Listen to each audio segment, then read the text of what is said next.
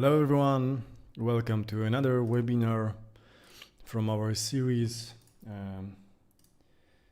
about how to become a developer, web developer. As you might know, it's 7th in a row. So today we're gonna learn on how to create and how to validate HTML forms. So we're gonna wait as always a few seconds to let everybody join. As always, we are streaming on 2 platforms in parallel. So we are streaming on YouTube and on the Facebook. And as always, guys, you can already download the lesson files from here. So if you want to follow up on what we'll be doing today, this is a place to download the files. And let me just remind you as well that we have this Facebook group where you can always ask questions if something isn't clear for you. And we'll be starting shortly. Hello Danilo, hello Naim, hello guys. I see that more and more people are joining, that's great. Let's wait a few more seconds for them. By the way, in the meantime, I'm gonna show you something interesting, guys, what we did recently.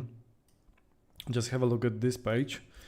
So we have prepared a bunch of IT tests, IT quizzes for you. So I can choose from like HTML, CSS, JavaScript, and PHP for now, but the more will come soon, very soon. And by the way, I also have we are also creating a list of the next webinars. So if you are interested, so this is gonna be the next webinars for you guys prepared by us. So we're gonna learn how to deploy our page to server, so how to make it live. We'll learn more about the package managers and bundlers like NPM, like Yarn, like Webpack. Then we're gonna move to CSS preprocessors, so how to create CSS dynamically. And then we will have a crash course on Vue, React, and Angular. So that's coming soon. And for now, as I said, you can try and have fun with those quizzes. So if you check them, if you open them, you're gonna have like 10 questions, and every time you take a new quiz, you will randomly get 10 new questions out of the entire database. And if you choose like a wrong or right answer, you can get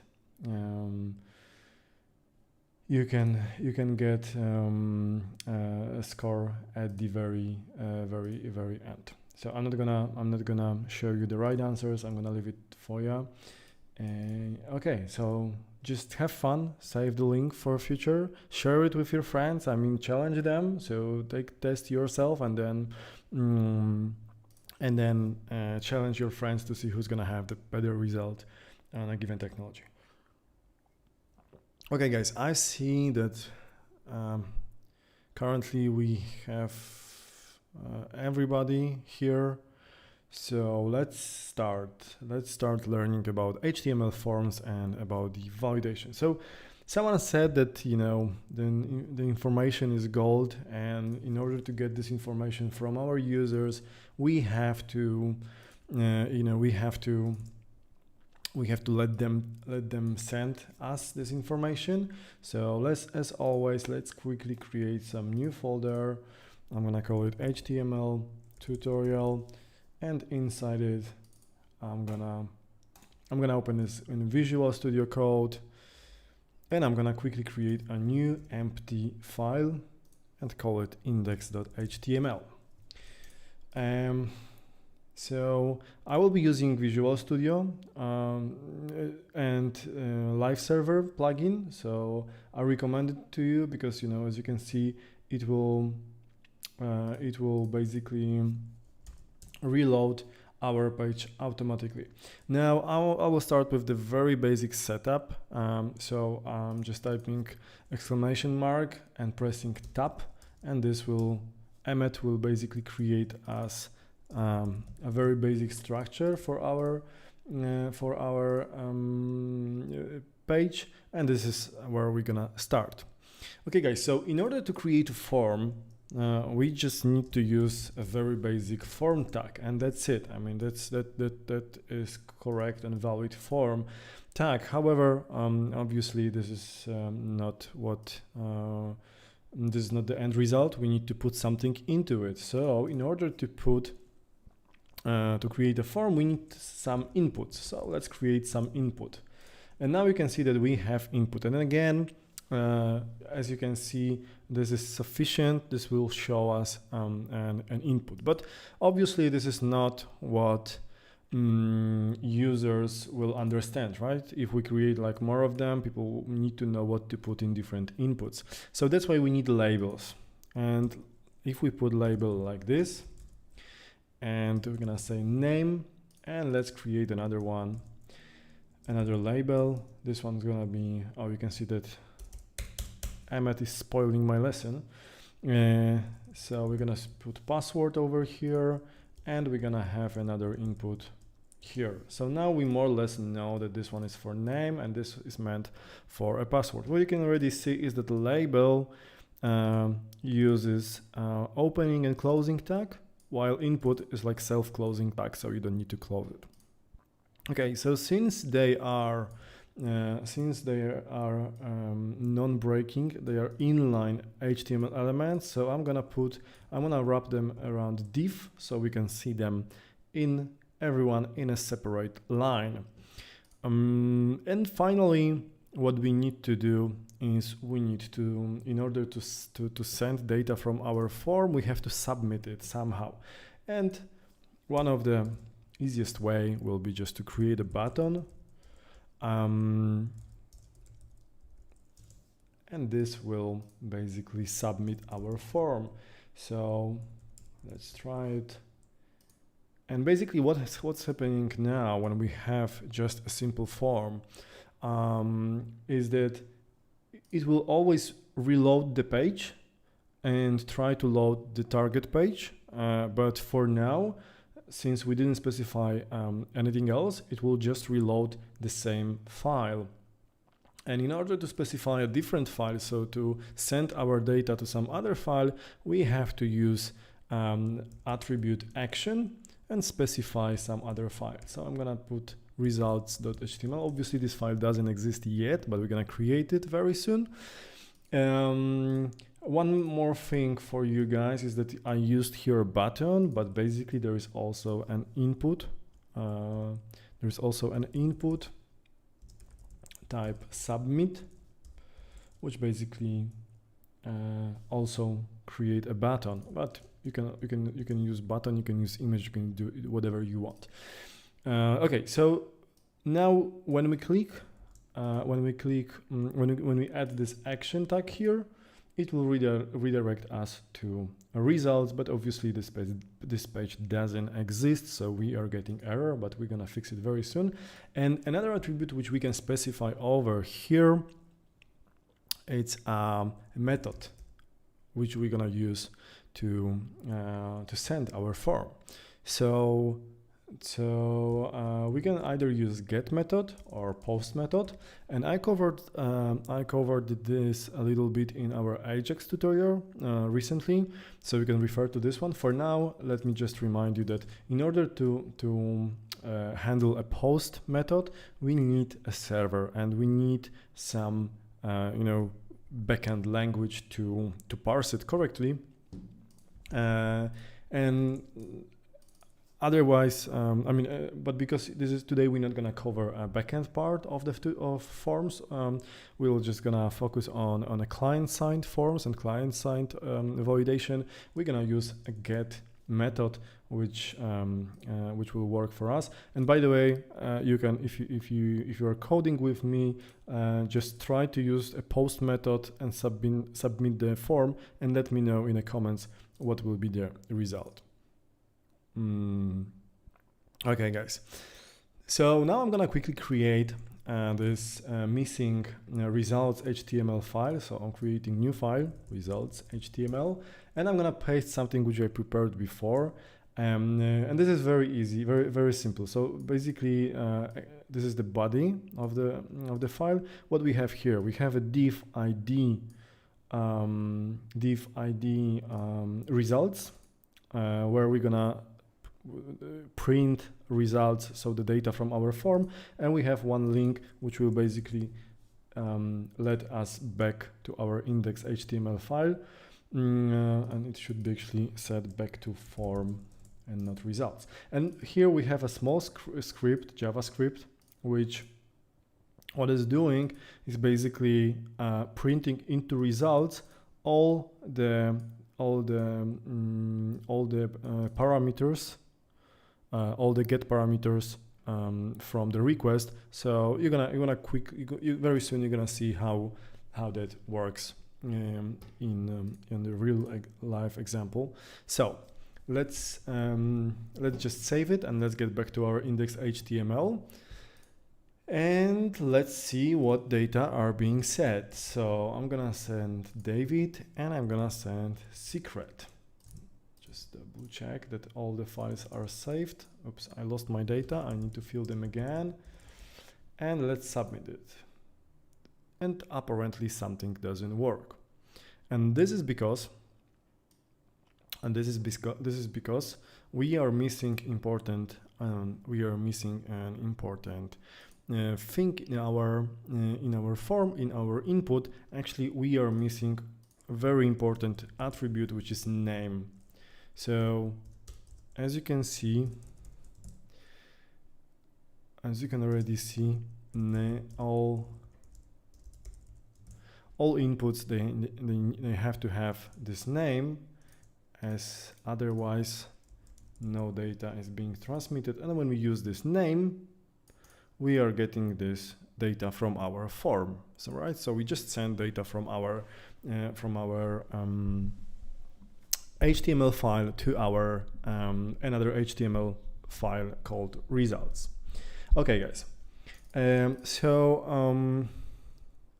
Another thing which I wanted to show you today is that we have this label here, but they have another role except for just describing what's the purpose of this input. And by the way, guys, as always, please do remember that if you have any questions regarding what I'm saying right now, just do not hesitate to ask the questions, and if you have any other questions regarding whatever IT area, also do not hesitate to ask them, but I'm gonna answer them after the learning part. And as always, I'm gonna try to keep it short. We're gonna try to fit it 1 hour for today's lesson, and after that, if you're gonna have any questions, I will be more than happy to answer them.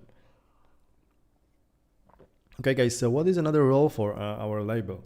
Basically, it is supposed to make our life easier, and the idea is that the label, when we click on the label, it should autofocus this field which is related to it. But in order to achieve that, we have to specify, we have to somehow bind our label to our input. So I have to add 2 attributes. One is for, so this is gonna be for name.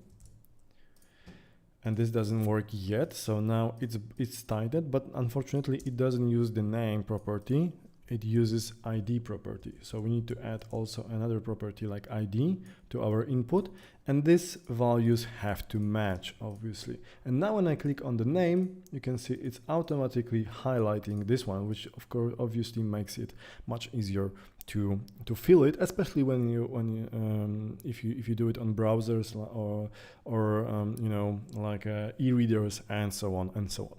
Now, another important thing to remember is that if you want to have more buttons in your form, you can imagine that you have that you might have you know, some buttons to, I don't know, upload files or to increase some value or whatsoever.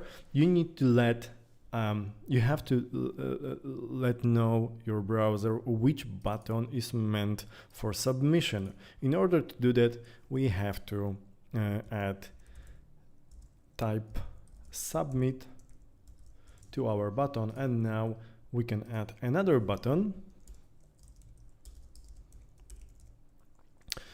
For example, for reset.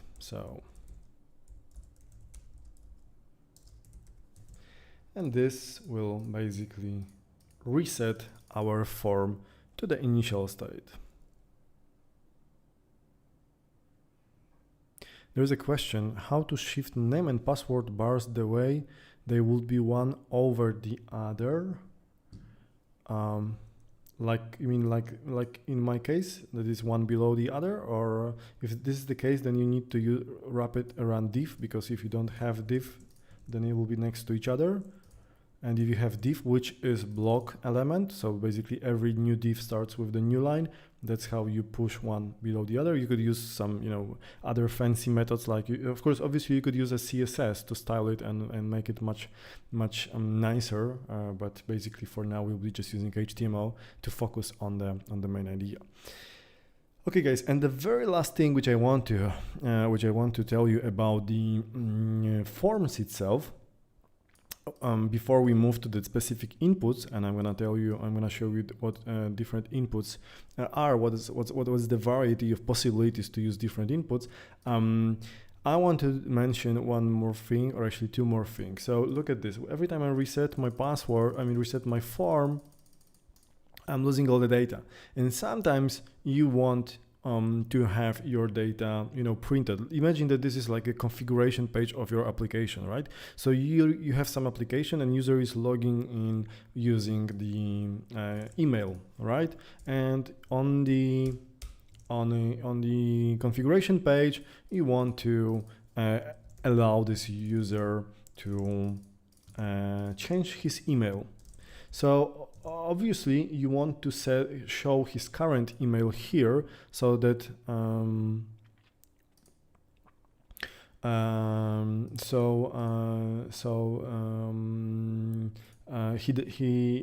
he know which email is he using. So in order to do that, you can use another attribute, which is value, and you can say like mycurrentmail.com, and now every time this value will be shown by a default over here, right? So this is something which some people often use to, sometimes it might be confusing for users that they don't know what to put, right? For example, if you put like, name, they will be like confused whether they should put like the first name or the last name or both or whatever. So some people tend to use this value to tell user like what name you should put, like for, let's say, first name. But don't do this that way. Because what it means is the user have to, remove this by himself, right? So he has to remove all the data over here and type its own. And the other disadvantage of this one is that it's a real value. So if you submit, you will get this on your backend side. Rafael, how to align the bars. I think you're asking about these bars, so let me answer this after the learning part, because it's a little bit it's not strictly related. So it's about sizing and CSS on input. So we're gonna get back to this one after the learning part, so in around 40 minutes. So don't use value as this one. There is another option in HTML. It's called placeholder. So use placeholder and let's say first name, and this will give our users a nice hint what should be written in a given hello Zayan. So that will be a nice hint for users what should they put over here. And then if you look at this one, when I start typing, it disappears. And also if I submit my form, this first name won't be submitted, so I don't get you know, this kind of messy data on the backend side. Okay, so that's mostly about the forms itself. So you know the basics, you know how to submit forms, you know how to create input. So now let's move to the let me quickly show you and go through the most important most important input types, because we have a variety of different fields available for to use by you. So let's now quickly go through all of them. Not all of them, but the most important one. Okay, so first thing is that whenever you do not specify an input type, by default it will be a text input. So if we put here like text, it's basically the same, because if you don't specify this one, it will just be a text one, right? So the very basic and very generic input. So this is the most common one. Secondly, a second important and very useful one is one which is meant for passwords. Look at this one.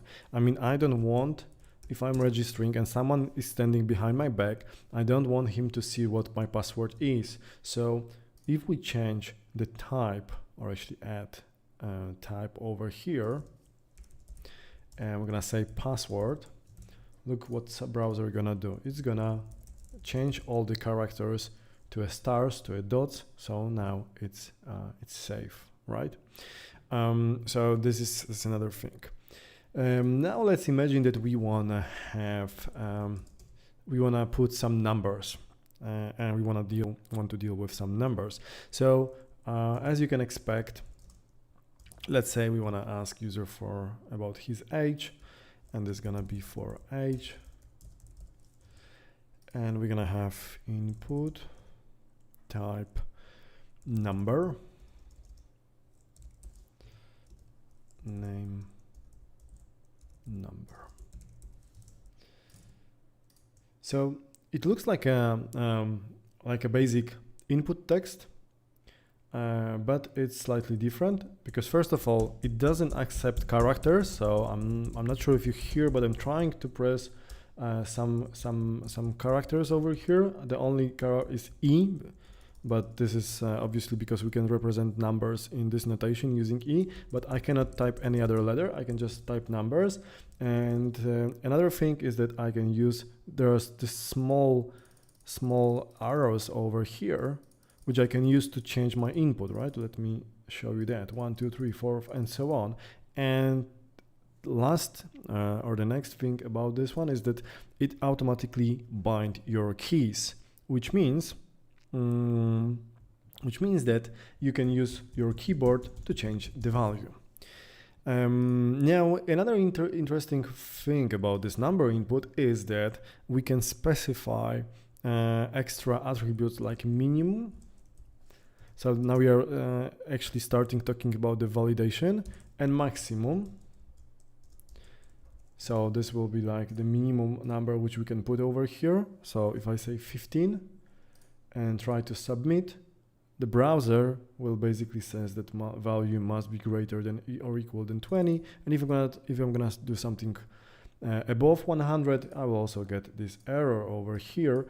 And this is like the first introduction to the native validation, the browser validation, HTML5 validation, but we're gonna focus on the validation in the next lesson. For now, let's go through today, but just a little bit later. And the last attribute which I want to show is step. It's called step, which means that if I'm gonna use this numbers or arrows, the step will be defined like this. So it's adding or removing 5 from the current number. Okay, guys. So we know passwords, we know numbers. So let's move now to another useful input type, which is date. So let's have label for date, and let's say it's our date, birthday or whatever, and we have date, name, date.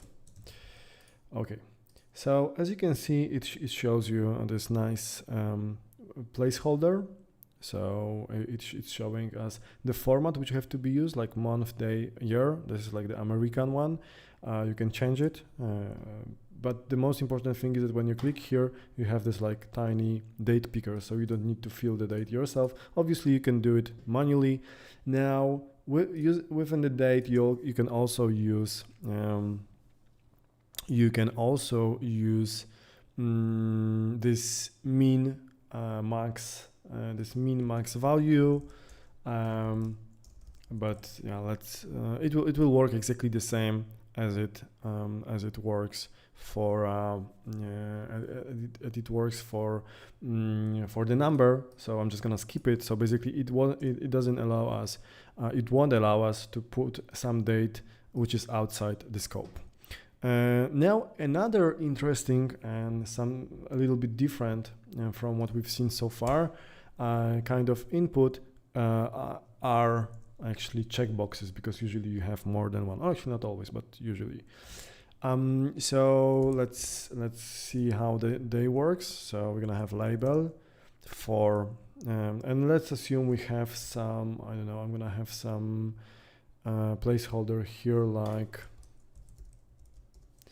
food, like favorite food, let's say.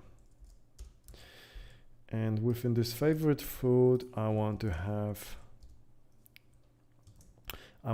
a pizza. Any pizza fans here? So I'm gonna have a pizza.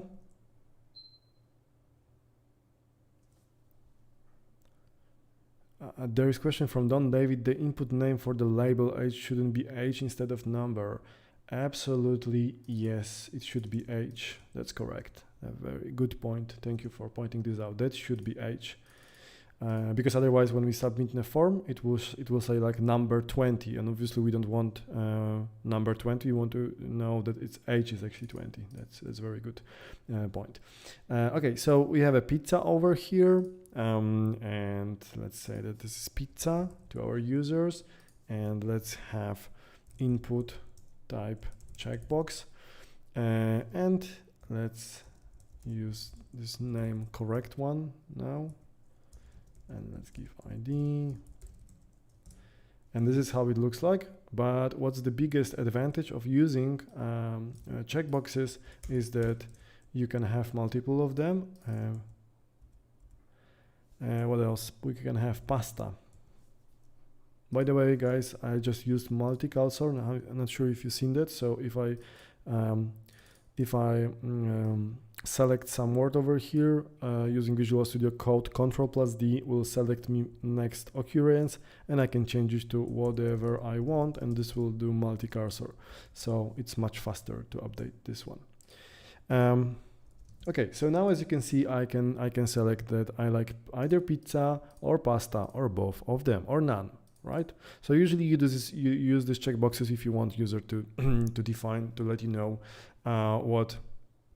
what they want to, what are their preferences, and you know, whether when you want to have like this multi-choice option and you want to let them to select more than one option. So obviously next question is how to let them how to force them to choose only one option. And in order to do that,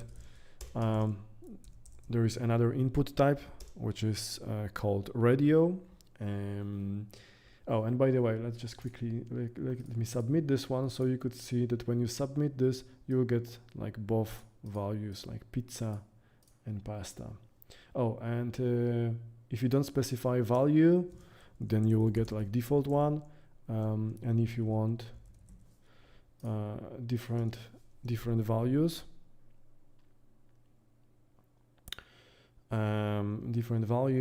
so you need to specify this here, and now you should get different values, right? So sometimes you have these checkboxes which might, you know, refer to some state or whatever. There's a question from Raphael. How can we introduce some ranges to choose for age label, let's say? Yeah, I'm gonna show it very soon just after the radio box. I'm gonna show you. We're gonna use select for this one. For the gender, we usually have one gender only. We might change it, but basically, usually we have just one at the moment. So this is a good use case to use radio input. So what we're gonna do is again, we're gonna create a label. Whoops. If I can only spell it correctly, and it's gonna be for male, and another one is gonna be for this is the radio, and I'm gonna have name male. Oh, actually not male. This is important thing here, guys, is that since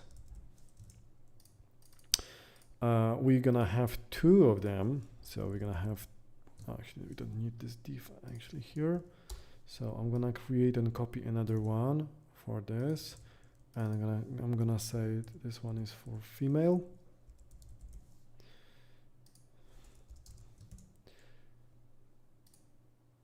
So what is important here is that this name has to be the same, so actually it should be called gender.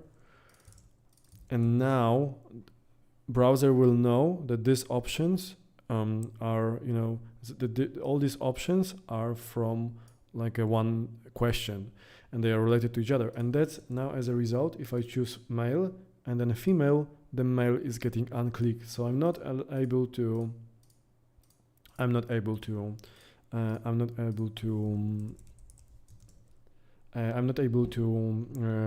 choose both of them. And by the way, if you want to check one of those by default, you need to use this checked attribute. So this will after refreshing my page, it will by default check one of the options. Okay, and again, please don't forget to use the value, because otherwise it's gonna be difficult for you to parse your response on the server side. Okay, so now let's move to the one of the last inputs I want to cover with you today. Not the last one, but one of the last, and also very important one. So this one is called select. So this also allows us to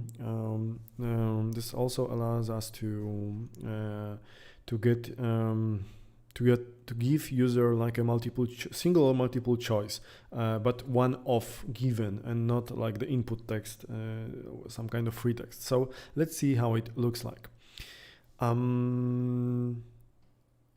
So another important thing is that one important thing about select is that it's actually it's not an input tag. Oops. It's not an input tag. So it has its own tag, and let's see how it looks like.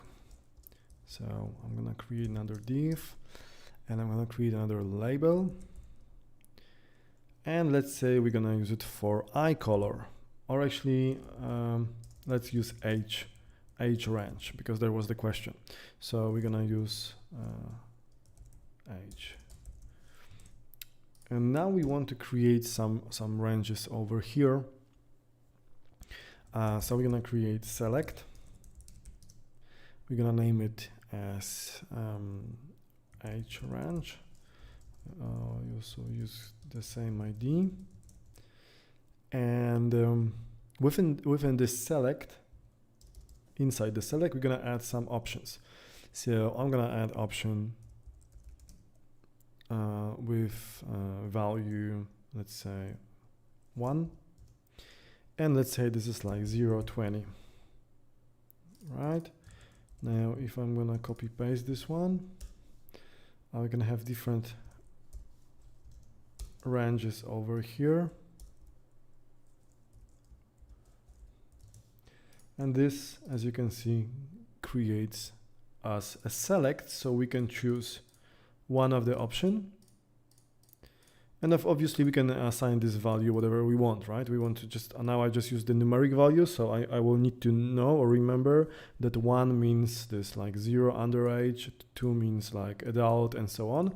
And another thing is that if we want, select is kind of flexible, because if you use this extra option over here and say multiple, it will change the look of our select. And if I press Ctrl or on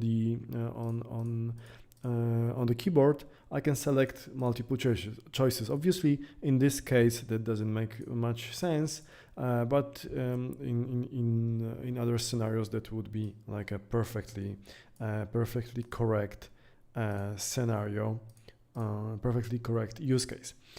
Okay, guys, now moving to the another important one.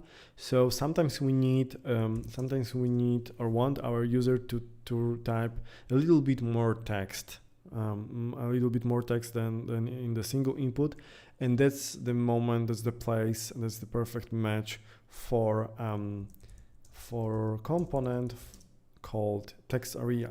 So let's say we want some description, and we're gonna create text area. And again, Emmet spoiled my lesson because it's already showed you all the attributes. So you already see that there are some extra attributes. Let's remove them for a second, and let's put something here like bio. And you can see that you have this one over here, and I can type here some longer text. I can even use white spaces like enters, new lines, and so on. So I can really do that. User can resize if this is too small, so you can resize it. And as you've seen as well, you can also define the size programmatically, so you can define a size of the text area yourself.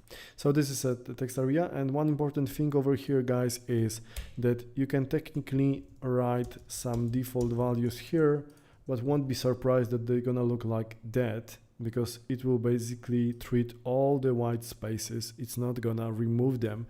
So you just make sure that you do it on a purpose, or make sure to keep everything within one line, because otherwise you're gonna have this awkward result. Okay, and one of the last one which I wanna show you in a practice, it's also very important.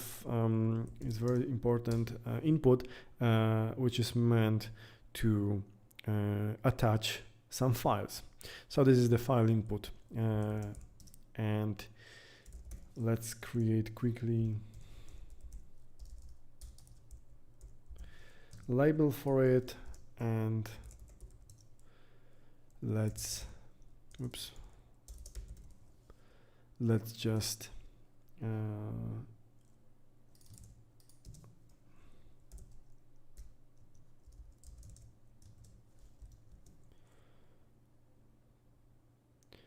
ID name.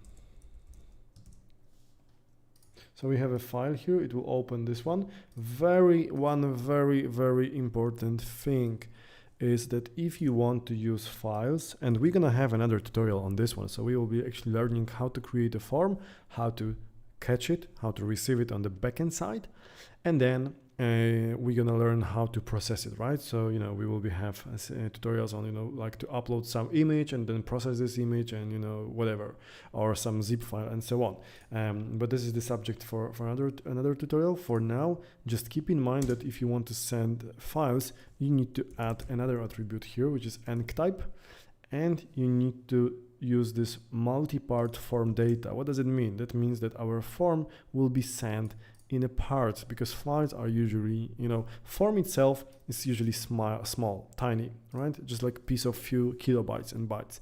But if we attach some file to it, then browser has to send it in a part, and it has to it's letting know to the server that he should expect more parts, and do not close connection of the first one. So this is important part for this one.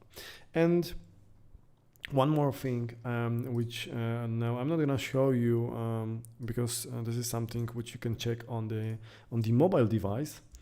On the mobile device is that there are some specific types like tel, URL, or email, and they basically don't change much in the way it looks. But when the difference is visible when you use a mobile device, because on the mobile device, when you have to type your phone and click on it, it will show you a keyboard. It will show you a specific keyboard with numbers only, right? So you don't like a full keyboard with the cars, with the letters. You will just get the specific one. And the same applies for the email and URL, where you'll get this extra keys with @ or HTTP or www and so on. So this really makes life easier for users.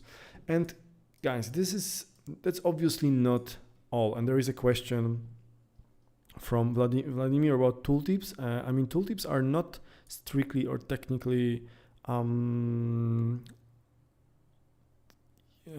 input types. If you download lesson files in a tutorial in input types, you will find a list of all other input types which are available for you guys. So just have a look at this one, and you can just play with it. And as you can see, HTML5 introduced a lot of new specific input types, which just allows, which just makes life easier for both developers and users. Okay, so now guys, let's move quickly to a very short subject, which is native HTML validation. So we can see, we're gonna check what we can do with just using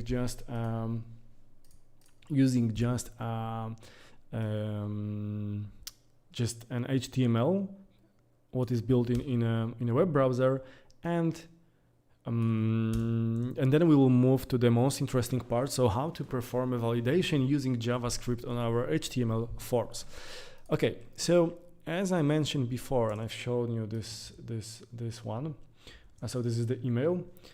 When we use this specific email type here, browser will do some. Actually, I removed a little bit too much, so I also need some button to submit this one. Okay, so if we use type email and we let know browser that we want user to type email in it using this type, it will perform some validation. So just let's have a look at this one. So this is not an email, and when I try to submit, I'm gonna get this error that please include an @ in the email address. Obviously, it's not a best and perfect validation, and there are better validations. But this is like some good starting point. So obviously, we can do something like this will @ work, which isn't a valid email because it's missing the main. But this time it will work. But still, it's like better than nothing. So it's kind of good starting point. But on the other hand, just keep in mind that sometimes when you do JS, your specific JS validation, it will it might messed up a little bit. So yeah, I mean, just you need to play with it. Okay, so another thing you already seen was this H validation. So let me just quickly show you this example both on age and date. So we have like minimum over here. So even if someone type 15 over here and try to submit, it won't allow it. And if you use this min max on date picker, you will see that these ones are grayed out. Although today we have like 12 2020, I'm not able to select any of these dates. And obviously I might try to cheat it doing like this, but this won't work either, right? So this won't allow me to submit it. Another interesting thing is that we might specify a minimum and a maximum length of a certain input. So what we can say for this input, we can say like min length, and let's say the minimum is like 5, and max is let's say max length, it's 10. So let's just change this type to text for a second, so we don't get other validation error. So if I try to type like 1, 2, 3, it will say it's too short. And if I try to type something longer, oh, it actually won't even let me type something longer, right? So it will just limit my characters up to 10. So I'm not even able to load them. Vladimir, if certain fields are empty when you try to submit, will you get a notice? And this is a great introduction to our next point, which is cardinality. So we can, using HTML, we can specify whether we want certain field to be required or not.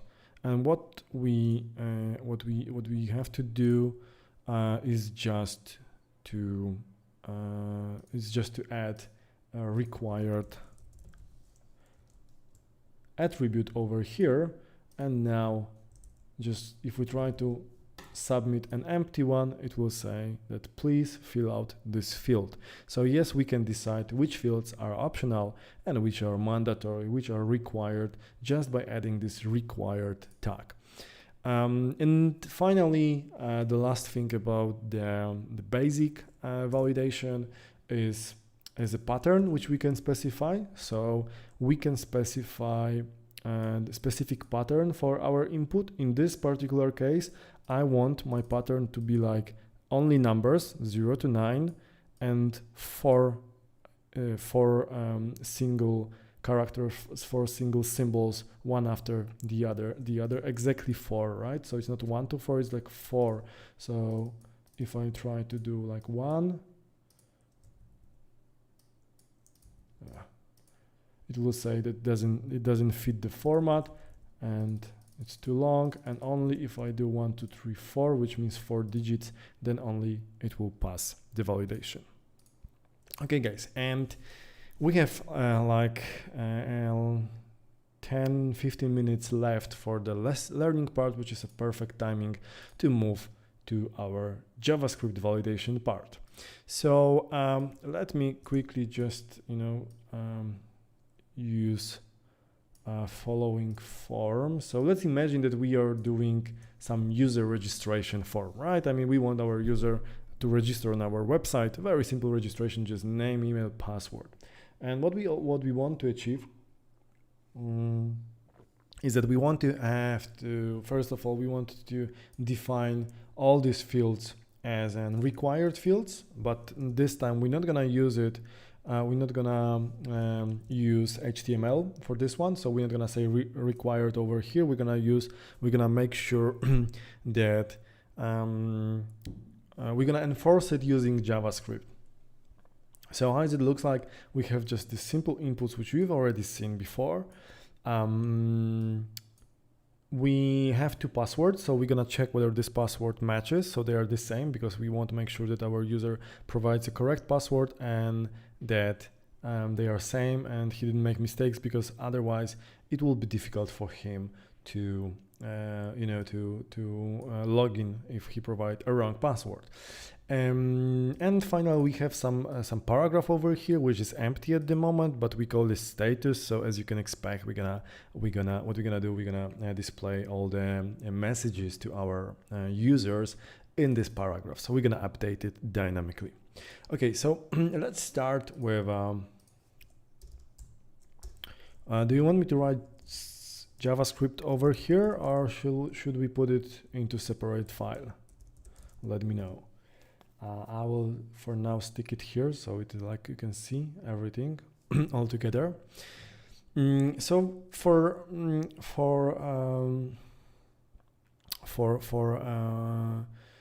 I'm gonna create some help some constants variable which will help me to easily get access to my button and also the input.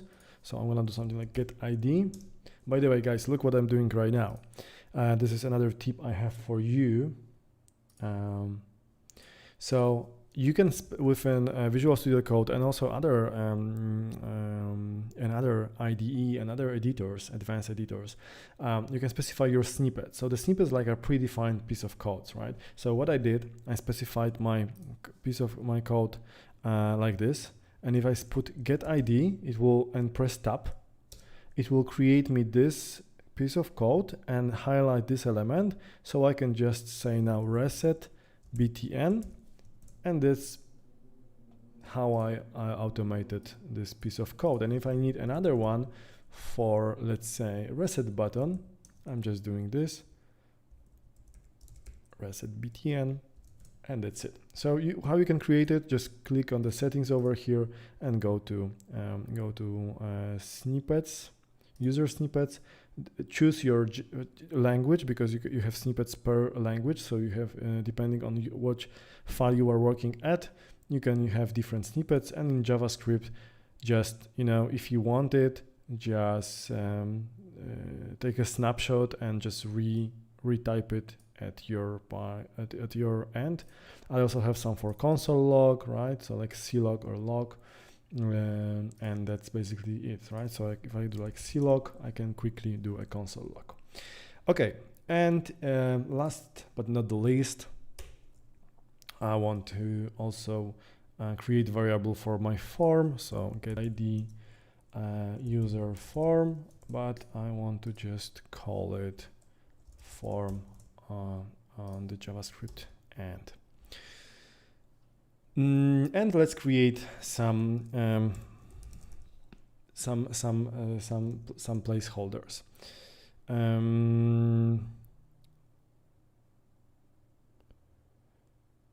Okay, so I created placeholders for functions. I'm gonna have two functions.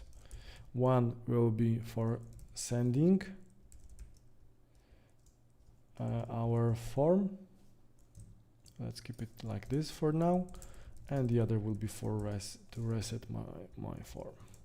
And actually, what I need to do, I want to do this like I want to add event listeners on this element, and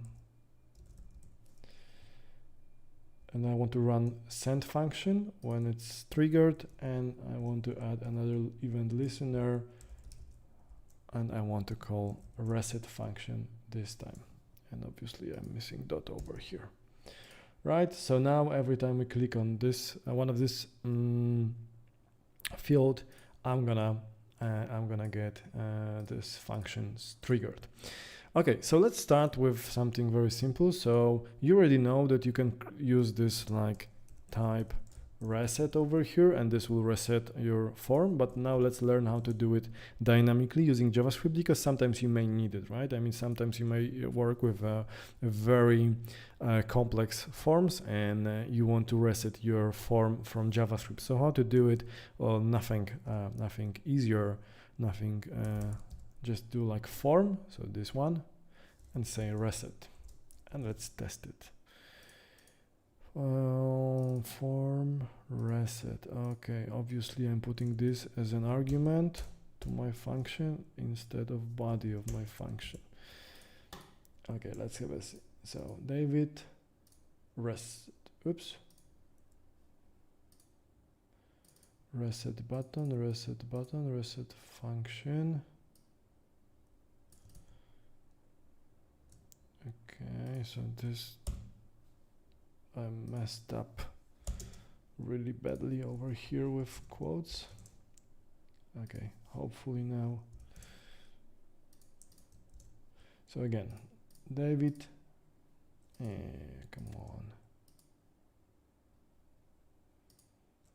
Why it doesn't work here? it's reset, right? So this is the reset button. This is, oh, obviously, okay guys, I messed up a little bit because I'm updating results. No, it's index. So what's wrong with it? Okay, let's try do it like this.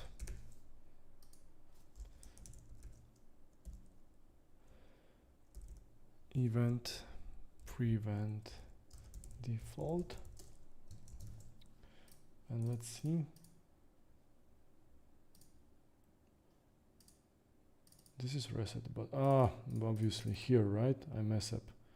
Somehow I changed this to, okay, so now it will work, right? This is the submit, and submit should trigger send, and reset should trigger reset. Okay, I messed up name, I don't know at which point, but now you can see it's working fine, right? So I'm resetting whatever I put it here, I'm resetting this using JavaScript, and we don't need actually this part, if I'm not mistaken. Let's check. Yeah. Okay, so anyway, this was our next point. So as you guys know, when you submit a form, it's reloading the page, and what we want to do is we want to stop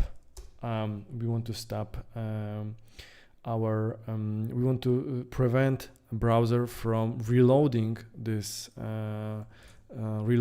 page. So we can do it like this using event prevent default, which will stop propagation. So basically it will tell browser to stop processing this submission. So apparently we need to put this also in the reset. I was quite sure that we don't need this in the reset part, but anyway, it looks like we need that one. First we have to, if we want to work on the forms, keep in mind that we have to stop event propagation. So we basically are telling to the browser, hey, just stop, because I want to do something before you submit a form. So just stop here. So this is what event prevent default is actually doing. Okay, guys. So now let's quickly go through the send event. I'm gonna paste some variables and explain it to you, and I mean they are self-explanatory, right guys? So this is variable for our name input, this is for email, this is for password, and this is for status. So I just create the variables because I don't want every time just write this document get element by ID, right? You remember our dry rule, right? Do not repeat yourself. So we don't want to write document get element by ID every time. So we just want to assign it to a variable. So I hope this is clear for you. So let's start with our cardinality check. So cardinality, which means we want to define we want to make sure that the given field is filled with data, and it's not empty, basically, right? So what we're gonna do? We're gonna do some simple condition. So we're gonna check whether our name is empty, like an empty string. And if this is true, what we're gonna do, we're gonna update status with inner text, and we're gonna set it to, let's say, name cannot be empty. And what we want to do is we want to return false here. So we want to stop our function here, because at the very end, after our checks, we will have, so if all checks are passed, at the end we will send form here. So before we go there, we do all the checks, and at the end we do. So if something doesn't work, we want to stop execution of this function over here. So let's check how it's work. And if I'm putting the empty name, I'm getting this error over here. Obviously, I mean, we can add some more sophisticated logic over here. So we would probably add some classes. We could display this over here and make it red and so on and so on. But just for the sake of this tutorial, and I want to keep it very short and easy, so we're gonna just update this status over here. And if we put something over here, we still can't submit this one. Even though we are not getting an error, I'm still not able to submit, and this is because we set to our browser to not to submit, because we're gonna do it manually and we'll do it at the very end. So that's first thing. Now for the email, let's do exactly the same. So I'm doing another check for email, exactly the same one. But once we are sure that our email is there, we want to check whether it's valid or not. So what I'm gonna do, I'm gonna use something which is called a regex, guys. So this function, what is this? This is the regex. This is the so-called regular expression, shortened as regex, and this is a sequence of characters that define a pattern, right? So it looks very complex. But this is a pattern for an email, and you can find those patterns over the internet, and we will have another tutorial on regex itself. So I'm gonna teach you how to write different regex. You already seen a little a piece of this when we were checking format for the phone. Remember, like 4 digits. So that was very easy regex, and this one is more sophisticated. So it defines which characters are allowed, which are not, what should be the sequence, and so on and so on. And this one you will obviously find here in the JS validation. So we can just copy paste this one, and then we are doing this test function, which is checking this regex against this email value, and if this is success, then it's working fine. If not, that we will raise this error. So let's check this one. So I'm gonna put something like this: email format invalid. If I put something like that, is the at mail, which means something like was this email, as you remember, was passing browser validation, and actually it's passing this one. So apparently this is a valid email. But I was actually pretty sure that you cannot have email without domain, but maybe something. Actually, hold on. Let me double check this one. Yeah, this is invalid, right? It's showing this error. So so now I need to put domain here, and now I'm not clearing this status, so I don't know whether this is new error or not. Let's quickly try this one. Yeah, and now no error, right? So this is more powerful. Okay, and finally the last check we want to do is we want to check whether both fields are filled. But now let's do it in a little bit smarter way. So let's check if password isn't empty, and we're gonna use logical AND. Password repeat ain't empty as well. So now we have two conditions in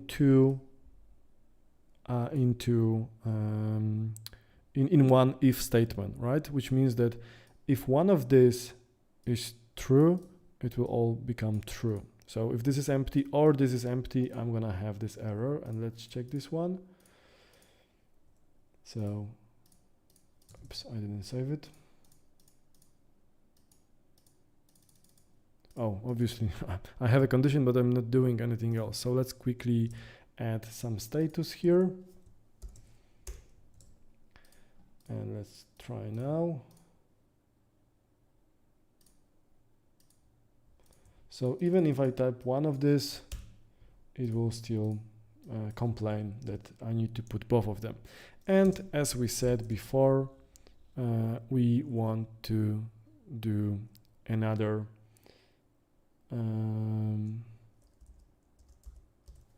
if they are already filled, what we want to do is we want to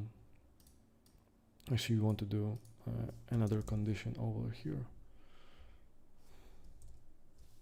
So we want to check if password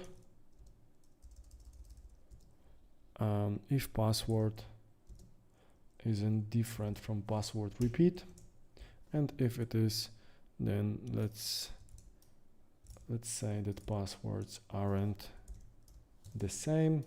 So let's quickly test it out. Okay, so I'm gonna put like AAB and AAA, and password aren't the same. And if I'm gonna actually, you know what, right, let's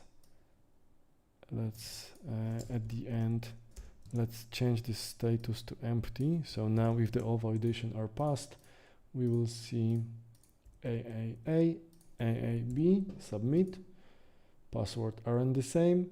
And if I'm gonna do AAA, it disappears. So it's not falling into none of this condition.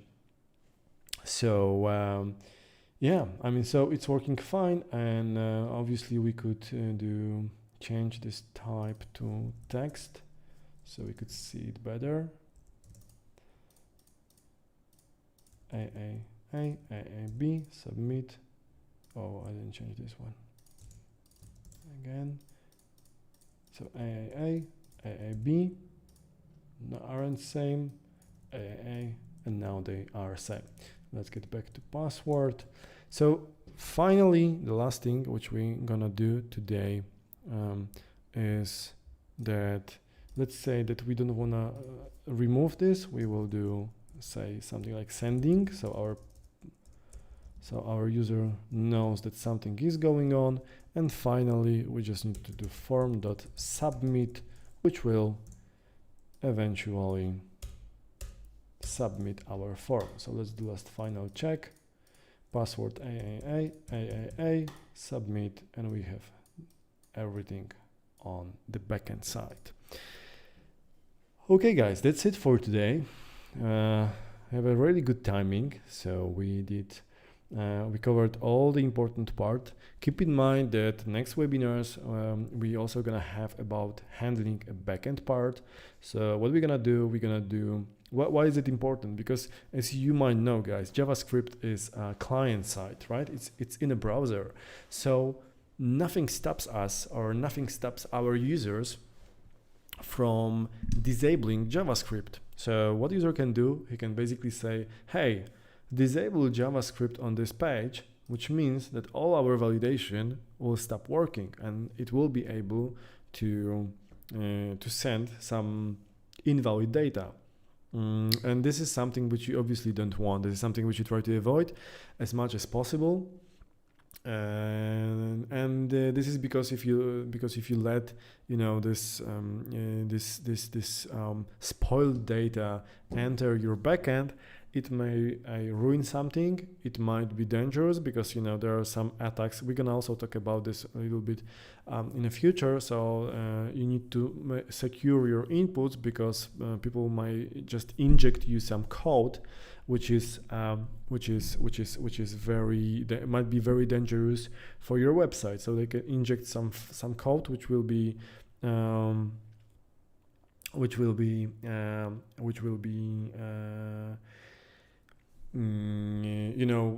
might harm your server or database. So this is something which you want. And just keep in mind that this is very basic validation, and this is like just to show you the concept. Usually you would have like different validate function, and also we wouldn't be checking like one after the other. We would be checking all of them. We would probably have some array of errors, so we would just add all the errors all together. We would show them just directly next to each other. So if the name is invalid or is required, I would show it somewhere over here, right? Amedeo is saying, would be great to see Bootstrap error message under each field. Yeah, so you can use whatever structure you want. So you can use Bootstrap alerts, you can use Bootstrap elements to display this kind of errors. But this is like, this is already polishing what we have here, but this is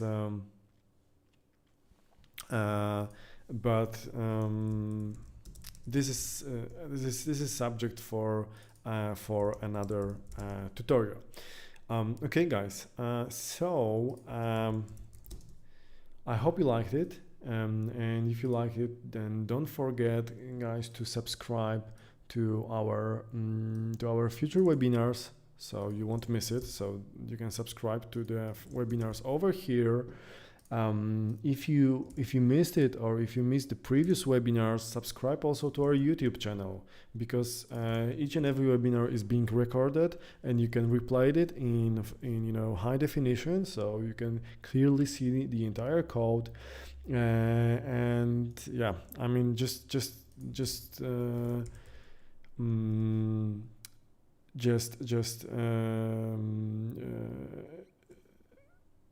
if you subscribe, you'll get notification every time you get the new. And also we have a lot of different tutorials which are not in form of webinar. So if you want, you can reach me always directly if you have any questions. Don't forget about the Facebook group, because this is where we support each other. So this is where we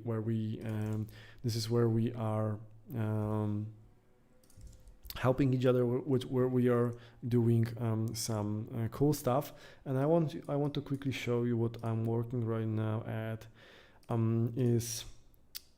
Let me find this out. Working, and this is it's webinars, and it's developer roadmap. And have a look at this, guys. So front end, this is what we are working right now. Actually, I have it. Hold on, I have it somewhere else. I think I got it here. So guys, look, this is how our front-end developer map looks like. And as you can see, it's huge. That's why it's so small. So let me just make it a little bit bigger.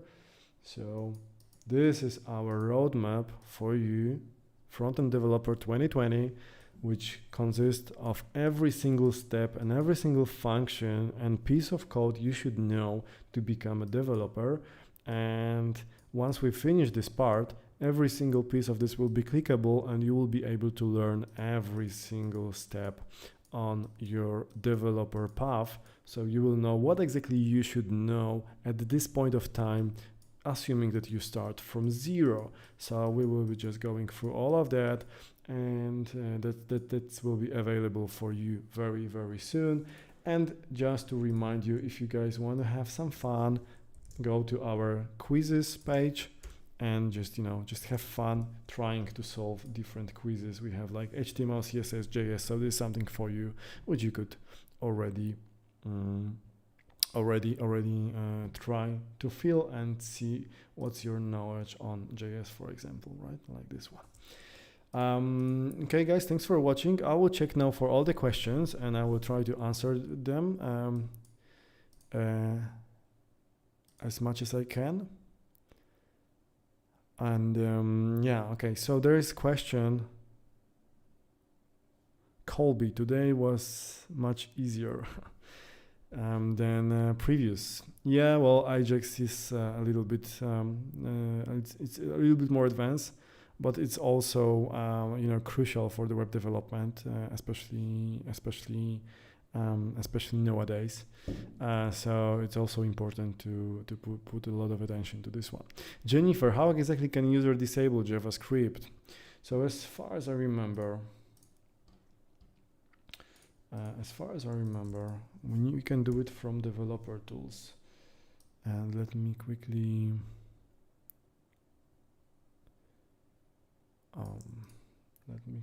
check. Oops, not. I want to have open developer tools.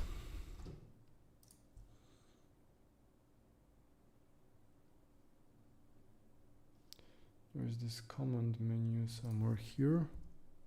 Yeah, Control-Shift-P. And if I start typing JavaScript, I will have this disable JavaScript. And this will basically this will block my JavaScript execution. So as you can see, it performed.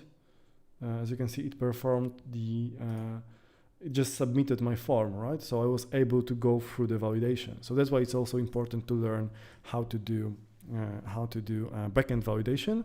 So this is something which user cannot easily bypass. So we're gonna learn about it very, very soon, and how to do a backend validation in Node or PHP, so something like that.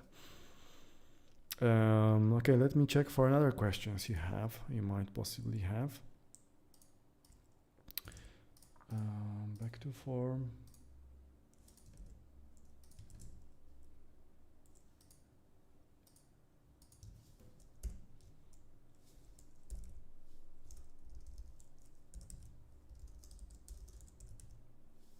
Let me enable JavaScript again. Okay, now it's working fine.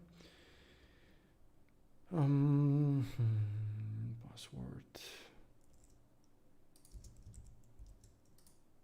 So there was a question about aligning tabs, right? I think it was from somewhere, Raphael. So Raphael, if you are still with me, you can define a size. So you can use size to define what's the size of given input, so that will change the size. But basically, you can just use CSS. So since you have an ID, right, you can just create a CSS.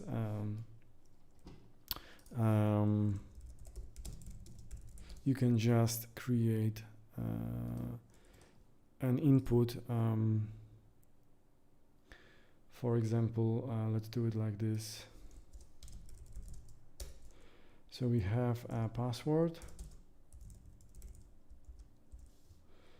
Let me remove this size.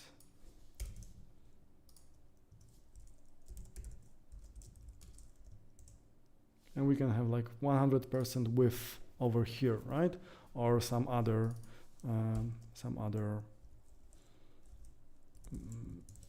unit like pixels or whatsoever. So using this, you can of course just treat this element as any other HTML element on the page. So you're gonna have like different divs. You can, for example, have div over here, like here, and give some width to it, and then start all the inputs in the next div next to each other, so they will all start at the same place at the same time.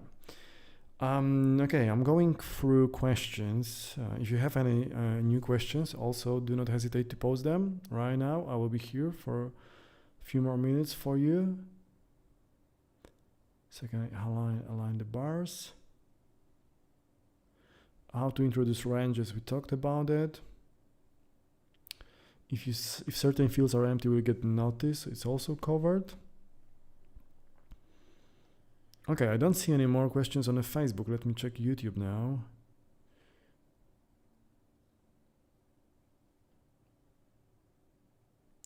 Okay, I don't see more questions, guys. So thank you very, very much. Again, around 50 people watching us. It's 7th tutorial, and I really appreciate the fact that you're spending time with us, and I hope you like it. And yeah, just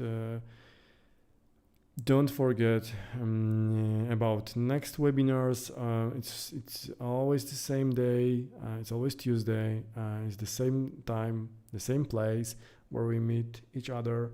So thank you guys again for watching, and see you next week when we're gonna learn about how to deploy our page to a hosting, so we can just go live and others could see our result of what we just learned and what we just created.